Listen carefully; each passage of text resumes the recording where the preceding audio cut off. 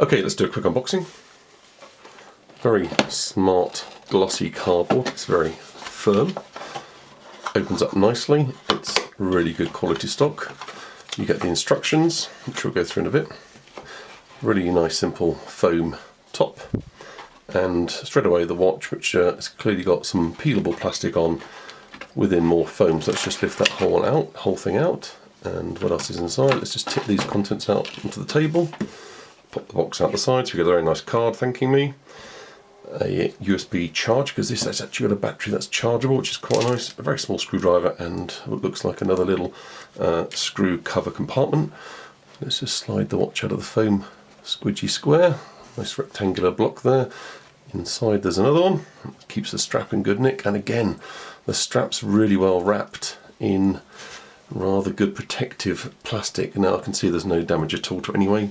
It's got a good weight to it, feels very solid, and certainly no issues there. Let's just check the clasp opens. Excellent, so that's all fine. I like that. There's two pressy buttons on the side, so that's quite a nice, you're not going to do that by accident kind of clasp. Let's just peel off that plastic and let's just see whether we've got any power in this or not. So excellent. So already I've got here a rather snazzy space age looking time display going on with some really the fantastic colours. Now what I'm going to do is go through and cycle through all different colours and options you've got on this watch, because the reason I wanted this watch is because I go to quite a few science fiction conventions and fantasy conventions, and I really wanted something quite cool and a bit different on my wrist. So whether you're a Blake 7 fan, Star Trek, Star Wars or any of the others, then I think this wouldn't look out of place. The actual strap, it's really quite easy to unravel. If you look at the inside, you'll quickly find you can sort of part this. It's like a very thick, nicely sticks to itself but nothing else kind of plastic that just literally unwraps. You sort of peel it and it sort of unwraps into a sort of square. So without even tearing it or cutting it, you certainly don't need any knives or blades. Here it is just on the upper part of my wrist, so I wear watches either high above my wrist bone, which is sort of in here, or below it. So I'm going to just do both and slide it down now. As you can see, really simple pinch motion to release the clasp. It's a very good sturdy fold and press. You get a really nice solid click on both sides. Pressing either one won't do anything. You need to press two, which is also very good. It's not going to come off by accident. Now personally I'm going to wear this watch nice and low, so it's down low my wrist, just above my hand, with a bit of you know, shake and freedom to move. So I quite like watches down there, and it's all very comfortable to wear. It's got a good flexibility on the actual strap itself, and very smooth, nothing to pinch. It hasn't got any of my hairs, nicely rounded. You know, I can slide that around and there's no issue at all, which is a kind of comfortable kind of level of grip. I want it so it doesn't spin. I don't want the watch face on the back of my wrist, but I also want a little bit of freedom, etc., which is what I've got here, which is really good for me. Obviously people wear that. I'm just going to show you the flexibility in the strap itself. So as you can see, it folds really close and tight, so you can have a really kind of small fold point here. I'm just going to open up a little bit so you can see this goes flat. So there we go, that's just showing you how mobile this is, so you really can get some very quite small circumferences out of this strap, and of course that's both ways. I know some straps that have this kind of solid larger metal kind of link can be a little bit restrictive, and you actually find them actually not doing what you want. And the only time this is the case in this one is when you're going outwards, so it won't go, there's the curve, it won't go wider apart from the watch than that, but you obviously don't need it to go any bigger than that, because it is absolutely a clasp style strap, and certainly goes over my great big hands, so no issues there. And this is really just to let you know that, oh, there we go, there's a screensaver doing its thing. So I'm going to quickly do the time actually. This is twice it's done this to me now. You obviously like showing off. So let's just press the time. There it is, 19:45. So I've currently got it set so that every 15:30 or on the hour, or quarter past, it'll do this little snazzy twinkly light display, which is quite nice. And as you can see, I'm on my favourite colour option.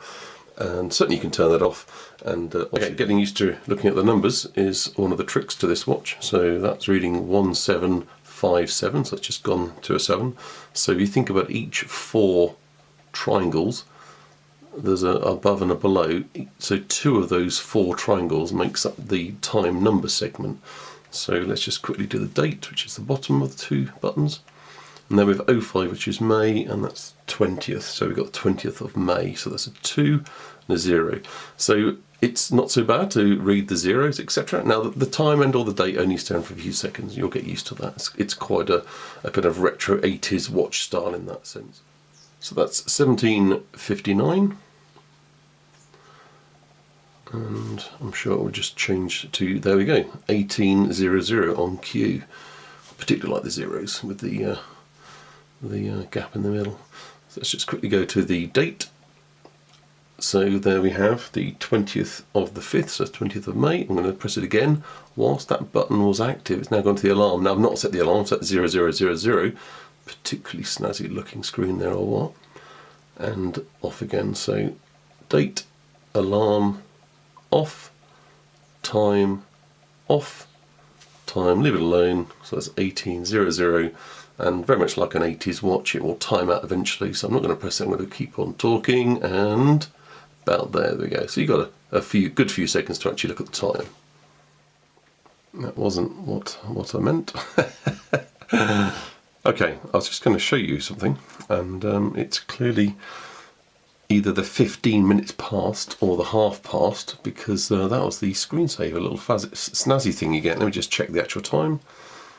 Yep, 6:15, so that's why that happened. So you caught that by complete fluke. Let's carry on. So what I was going to show you is how to do enter the colour setup mode. So by pressing the top button for 3 seconds while there's nothing on the screen. 1, 2, 3. And you go into colour setup mode. Now all the lights are lit. And if I just press the B button, the setting button, you quickly go through them. I'm going to cycle through them, and it's whatever you leave it on when you then exit this. That is your screen colour. So I like the multicolour ones. They're really kind of fruity tooty kind of size, although that's a very good bright red. And I particularly like the neon blue as well. That is rather crisp. Now you can actually leave it on the multicolour mode, and it'll actually then slowly cycle through all the colours. So let me just go back to that one. So that one there, it's not just a demo screen, it's actually a mode. So when I press the time now, you'll see the time's actually slowly going through all the different colour options. So that's quite a nice, interesting mode in itself. So it shows off the 7 different colours, as well as an interesting kind of special mode, let's call it. So once more, just let it cycle through. So there goes to the green, one of the multicolours, a red, a kind of movie multicolour. Now it is kind of random, but they've gone through all of the colours. Works in the date as well. So it's 20th of May in green and blue, multicolour, red, multicolour, and off. Just thought I'd set it into the red because it's particularly kind of Steve Austin 1980s kind of sci-fi, where all displays were great big red LEDs, and I think that does a particularly good job at giving you that kind of really kind of cool dated kind of look to the clock and the time if you want, as well as it looking quite futuristic. So you can see there it's 1839. Let's just go back to the date. And I'm deliberately panning it round to catch the light. So I'm actually going to put it in the brightest I can. There we go. That's catching all the light from my studio light right above. So I've just turned on the date. So it's 0520. And I'm deliberately doing this to show you the kind of brightness. So direct sunlight, you might need to give a little bit of shielding, but we are talking here a very bright light, and something that's a good reproduction of what I think direct sunlight might be like. But again, you need to angle it away very slightly, because the way this kind of quite clever recessing occurs, you've actually got a little bit of natural shadowing the way that your display is being constructed. So you don't, even though this is obviously bright light, you can see my hands almost glowing there, the flesh is almost glowing, and unless I capture it directly onto it so it reflects into the camera, only at that point are there any issues at all with reading the display. And there's the blue, and I'll let the time off, and then I'll go for the date. There's the date. And what I'm going to just do is swivel away the light. So it's now kind of a dusk over the table. So you can see what it's like in a lower light.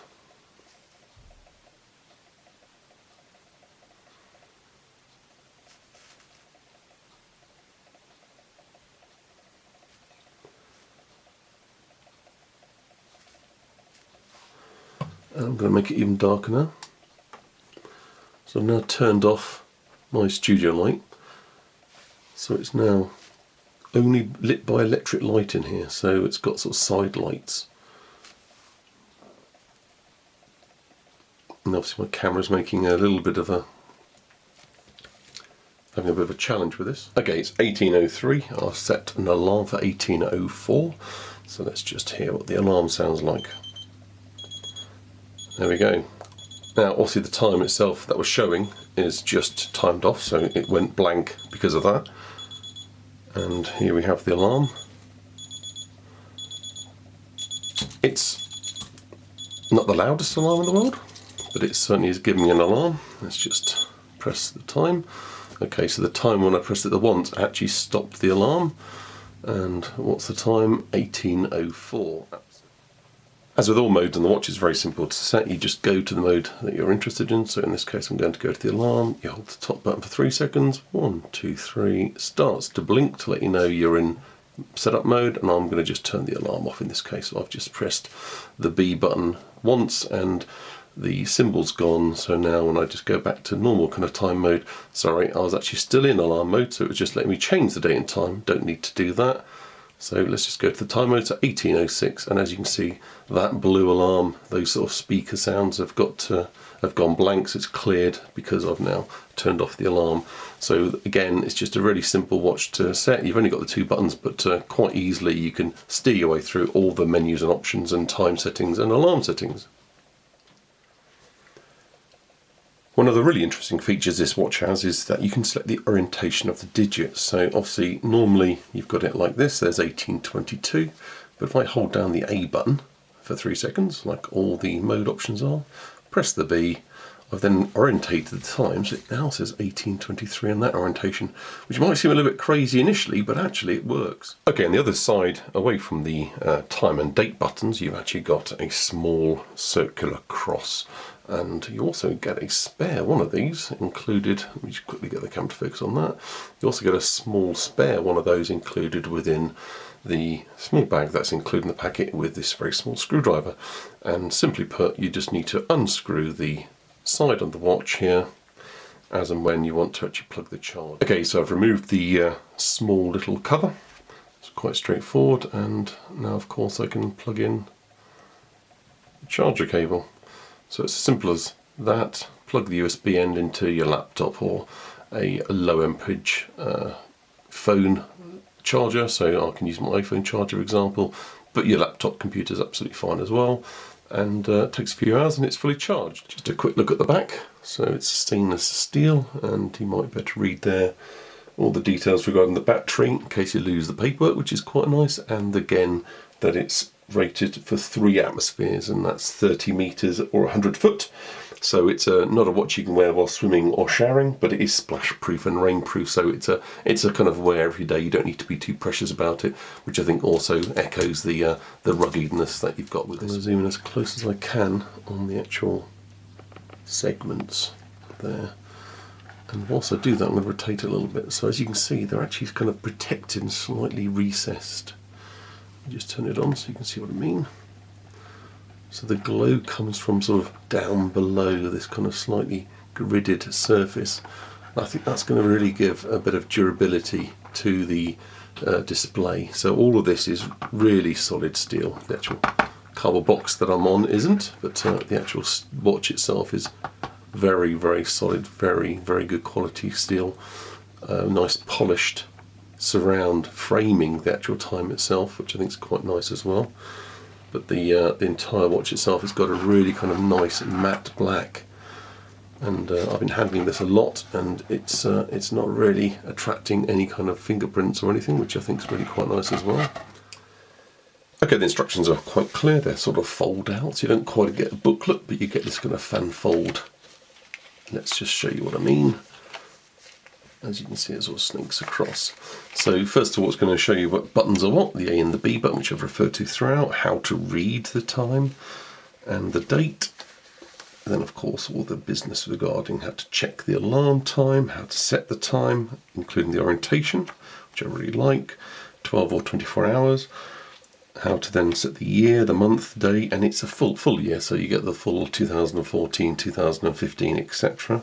We'll just go through the next half of it.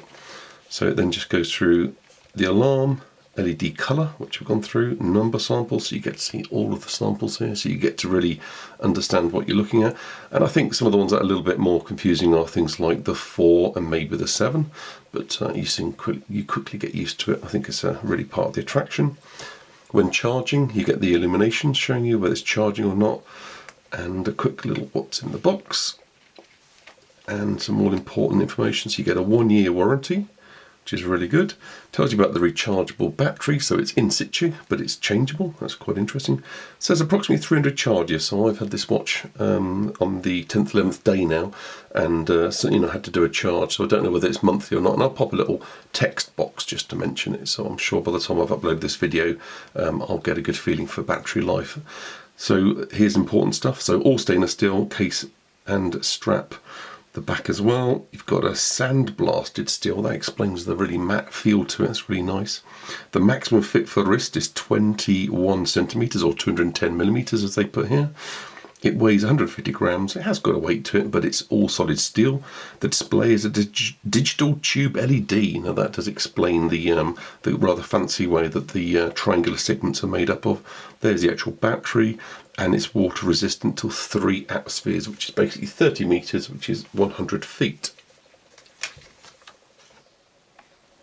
Because it's so good, it's worth a mention. So the watch box itself comes in this outer box, in this sturdy cardboard brown box, which is quite smart looking itself. Empty though it is, very strong now, obviously with that inside, even stronger. This itself came inside padded foam envelope, inside bubble wrap envelope, which was inside a customs friendly, i.e. that sort of tag that customs can open quite easily if they want to, a customs friendly packet all the way from Japan. So really, really good, quite impressed. The TokyoFlash system clearly built for international delivery, because this box come no damage at all, no corners damaged. The cardboard is all lovely and glossy as it should be, and very impressed. So it comes really pristine condition. So well done TokyoFlash for their shipping. So whatever your reasons for buying this watch are, and for me it's because I want something a little bit futuristic. I think you'll be impressed. The quality is very, very good. It's very solid, feels very good on the hand and on the wrist, and I really like the sturdiness. It's really nice. It's not sleek, but it's not trying to be. It's a feature-packed watch. Pleasantly surprised with things like alarms. You could really use this as a day-to-day watch. But I particularly love all these colours and options and the look and the fact that it's actually a little bit different to read as a digital display. TokyoFlash do some fantastic styles, and why have a watch that everyone's got? Why not get a watch where you know it's a limited run? These don't cost a crazy amount of money. I really recommend this watch, and I think I'll certainly now check out some other of the TokyoFlash watches available. Yeah, I think this is rather fantastic. I'm looking forward to wearing this at my next event. I'm going to a Star Wars event next, so let's see if I get any comments and looks. Hope you enjoyed the video. Hope this helped with your purchasing decision. Please feel free to like, subscribe and comment.